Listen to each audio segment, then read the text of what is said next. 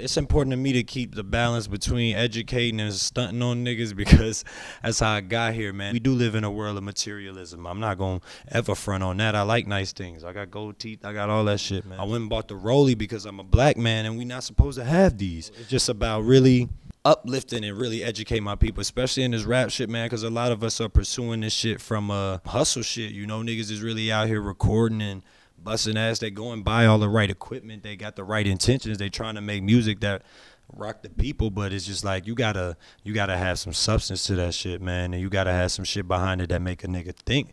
Period. Point blank. Look, my money getting so long. I've been spending time on that road. I've been riding around and getting it. I'm grinding all night long.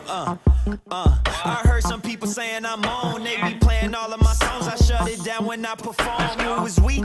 SC. Surf Club. Who is me? Mr. Money talking to me, and I might decide to speak back. Lately, I've been going harder. I've been drinking so much Ace of Spades. I'm getting flows like Carter. Which one? Lil Wayne or Sean? Shit, I'm hot like both. So the flame is on. You know I scorched that hoe. The first instrument I ever played was the keyboard, first of all. I used to go to my grandmother's house. I used to just be fucking around on the organ, trying to replay songs that I heard on the radio and shit as best as possible. If I go back before that, maybe as a kid, I used to fuck around on the drums. You know, my mom brought me a drum set. Drums are my everyday, man, the heart and soul of my music. That's the shit that really draws where I'm from, you know, coming from the South. You know, a lot of the shit is horn and drum driven, be a band and all that type of shit. I grew up in New Orleans, so, you know, like, being on the instrument shit was, like, kind of second nature, you know. It wasn't nothing that I ever looked at as, like, this is being my route, you know, because everyone around me did shit with music. You know, I had homies who played the snare drum. I had homies who played trombone and tuba and all that shit, man. So it was just always around me, man. And if my homeboys was doing something at that time, being young, you know, you influenced by that shit. So I wanted to do the same thing, but do what I wanted to do. And nobody was playing with the keys and shit. So keyboard, man. Korg Triton LE was my first. Baby right here. Man, to keep it real with you, just got better, more full sounds to me. I fucked with the Triton for a long ass time, up until it got a tube in it. When they put the tube in it, you know, it started sounding more full. It sounded cheesy as fucking fuck.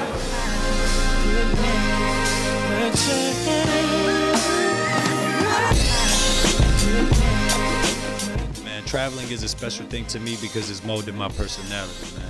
And it definitely molds my music. I lived in Atlanta for 2 years, and I lived in NY for a few months, and I lived in LA for 6 years, and I grew up in New Orleans. And, you know, the people I'm around and the people you meet and shit like that all mold you. You know, I met a lot of fucked up people, and I met a lot of great people, man, and had a lot of bad experiences and a lot of good ones, and they all molded me, man. And it's just like I've always met people who are the same and have the same mutual feelings as me, man. That's how I met Hit Boy. You know, we kind of went through a similar situation, and then we met each other.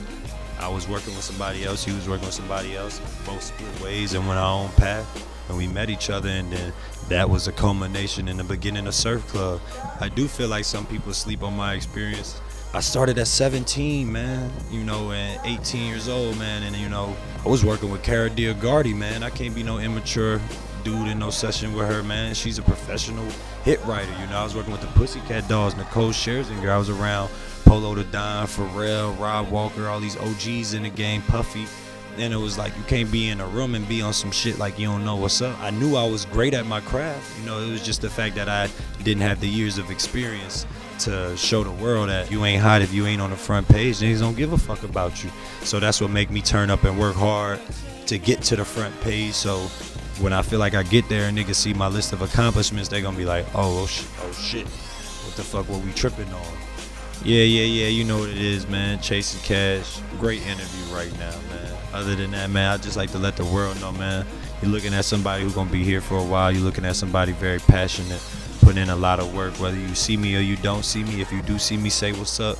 I'm out here, man. Chasing Cash, Surf Club, nigga. Crown Bearer shit. Blowhiphoptv.